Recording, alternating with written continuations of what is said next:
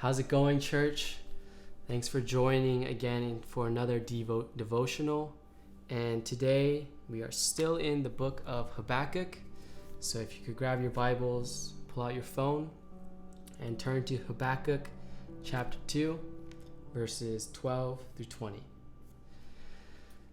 I'm not going to read this out loud, but please pause the video, take some time to read this and meditate on it, and just jump right back in. And I'll go ahead and get started. So, quick review. Habakkuk asked God for help, and God gives him an answer that it doesn't make sense.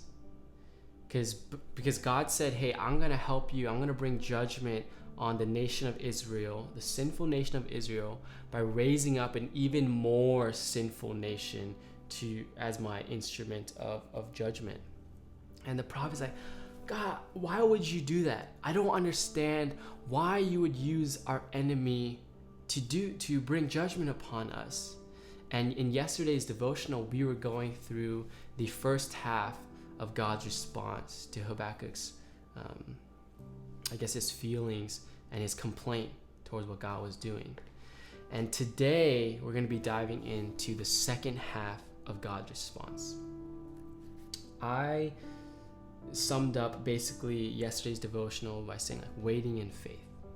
And today, could you be consistent and keep it simple?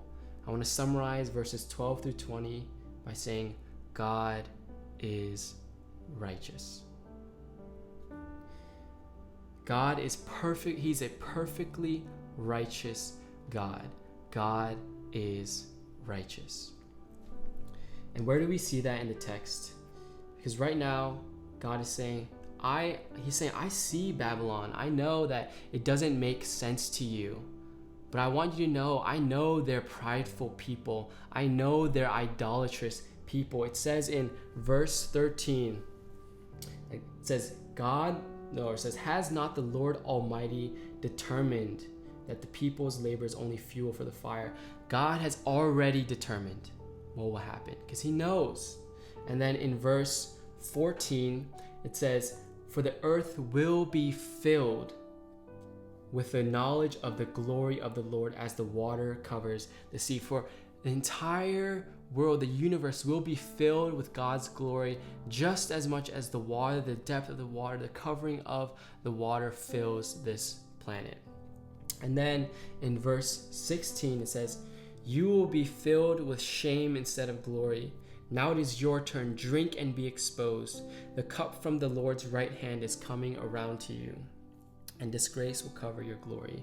Here it's highlighting they will be judged. God will judge them for their for their wrong, for their sins. They will not go unpunished. And lastly, in verse 20, it says, but the Lord is in his holy temple. Let all the earth be silent before him. And I highlight these specific verses, say that God is righteous because he already knows. He's in control, that we see in verse 13. In verse 14, his glory will cover the earth. It will cover the earth. Babylon isn't too great for God's glory to come and fill the earth. His name will be glorified. And then in verse 16, he will judge the Babylonians. He will judge them for their wrong. And in verse 20, it shows that God is in his temple. He is living and alive, and he is in control.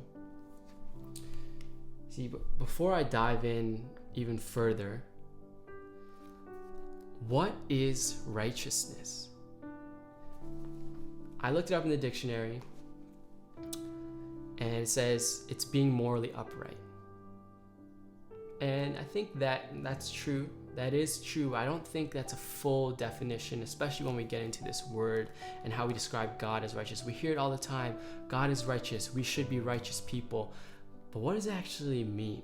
And I want to clarify and add on to that definition that I wrote it down. It says, righteousness is always acting in a way that is consistent with your own character.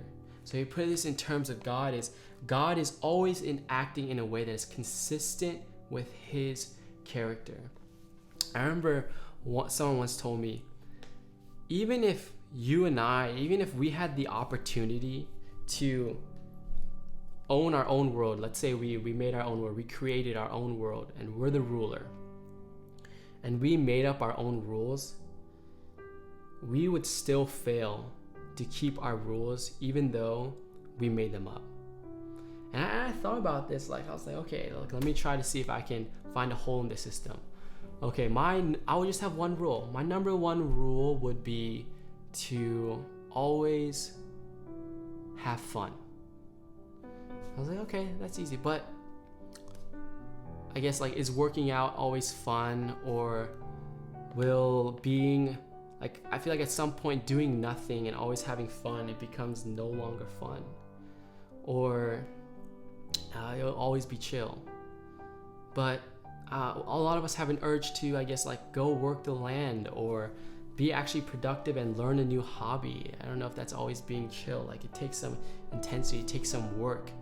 And all I'm trying to say is, in our fault, in our sin, we just can't be people who are always consistent.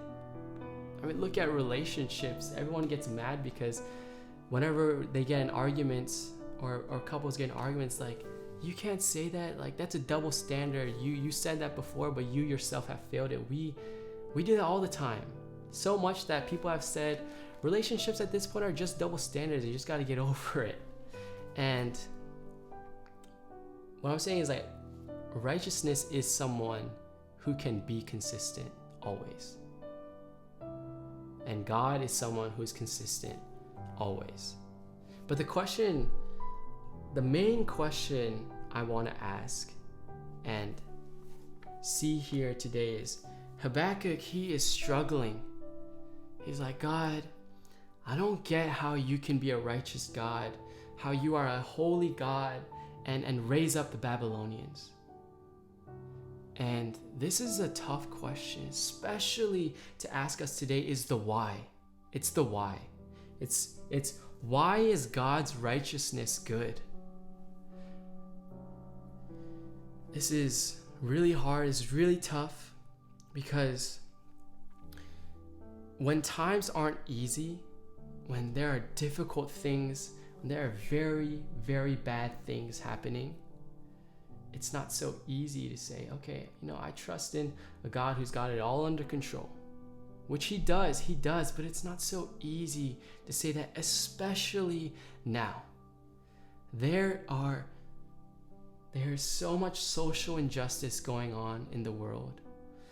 There are people from all walks of life dying from a pandemic, not only from the pandemic, but from other causes as well. There's so much that people could say, there's so much hurt in this world. Maybe more hurt than there is things to celebrate sometimes. And in these situations, how do we say, all right, he's got it all under control. He's righteous God. It's not easy. It's not. And that's the point I want to stress. I want to say two truths. It's extremely hard when bad things are happening, when things in our lives don't point to a righteous God. That's the first truth, is that it's hard and it's a struggle. But the second truth I want to say is,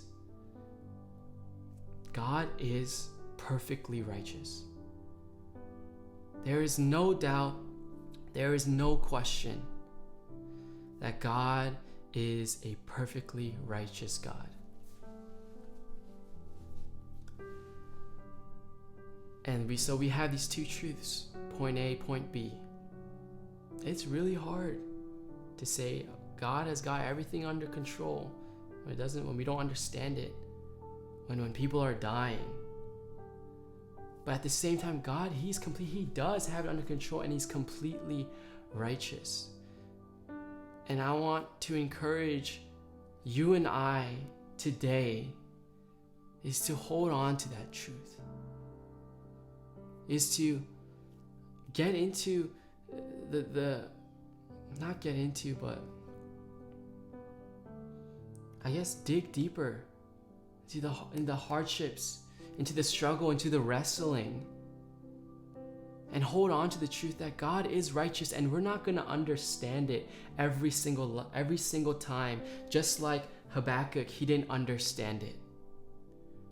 But we will soon see, though it's not covered in this chapter, Habakkuk comes to a place where he understands that God is perfectly righteous, and he rejoices. And that's the same for you and I. We may not understand it, we may not fully get it, we may be angry, but God is perfectly righteous. And I encourage all of us to hold on to that truth, and that one day, just like Habakkuk, we will come to a place where we will declare God is perfectly righteous, and we will rejoice in it.